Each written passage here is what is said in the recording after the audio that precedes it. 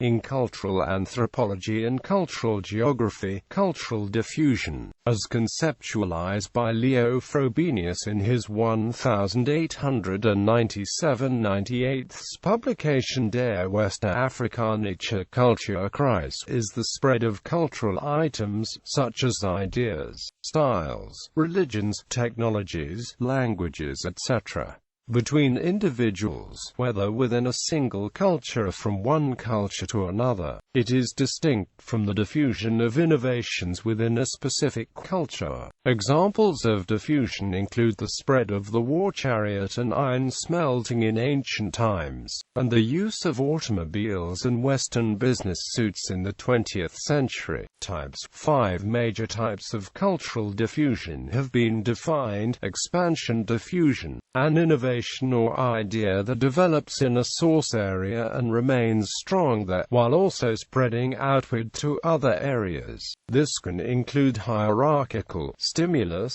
and contagious diffusion.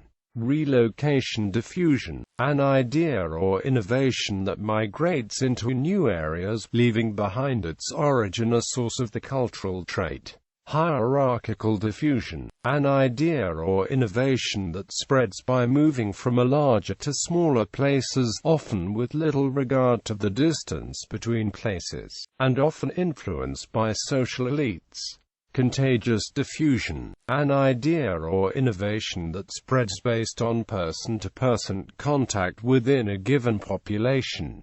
Stimulus diffusion, an idea or innovation that spreads based on its attachment to another concept.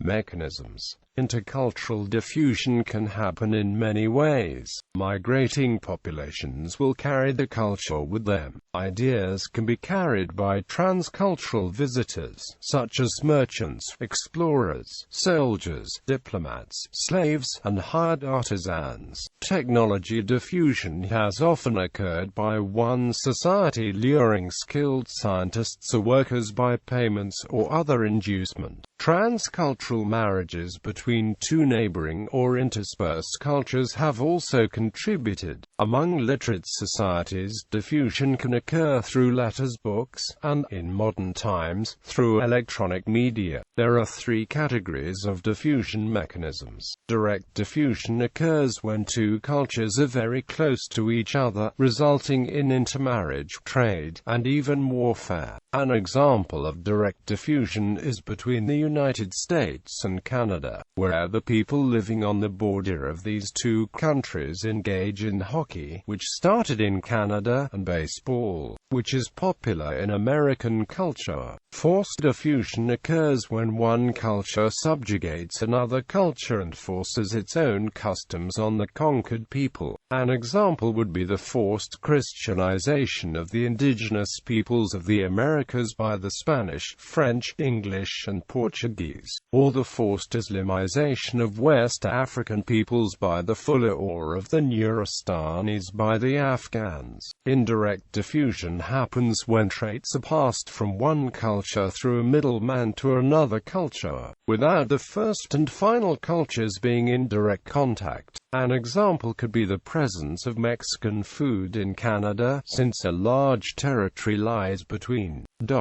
Direct diffusion was common in ancient times when small groups of humans lived in adjoining settlements. Indirect diffusion is common in today's world because of the mass media and invention of the Internet. Also of interest is the work of American historian and critic Daniel J. Boston in his book The Discoverers, in which he provides an historical perspective on the role of explorers in the diffusion of innovations between civilizations. Theories.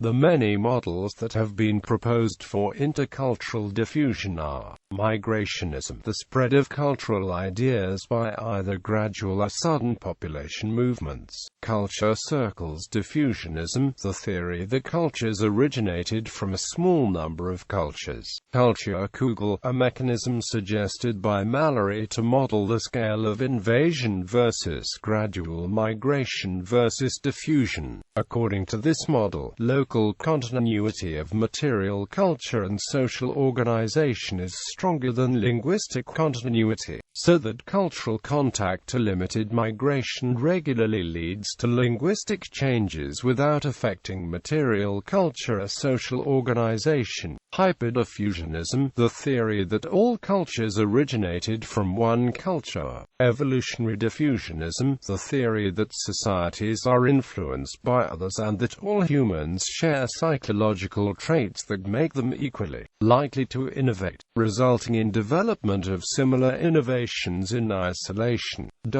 A concept that has often been mentioned in this regard, which may be framed in the evolutionary diffusionism model, is that of an idea whose time has come, whereby a new cultural item appears almost simultaneously and independently in several widely separated places, after certain prerequisite items have diffused across the respective communities. This concept was invoked with regard to the independent development of calculus by Newton and Leibniz, and the inventions of the airplane and of the electronic computer. Hyperdiffusionism. Hyperdiffusionists deny that parallel evolution or independent invention took place to any great extent throughout history. They claim that all major inventions and all cultures can be traced back to a single culture. Early theories of hyperdiffusionism can be traced to ideas about South America being the origin of mankind. Antonio de Leon Pinelo, a Spaniard who settled in Bolivia, claimed in his book Paraíso en el Nuevo Mundo that the Garden of Eden and the creation of man had occurred in present-day Bolivia and that the rest of the world was populated by migrations from there. Similar ideas were also held by Emeterio Villamil Arada. In his book La Lengua de Aden, he attempted to prove that Aymara was the original language of mankind and that humanity had originated in Sorata in the Bolivian Andes.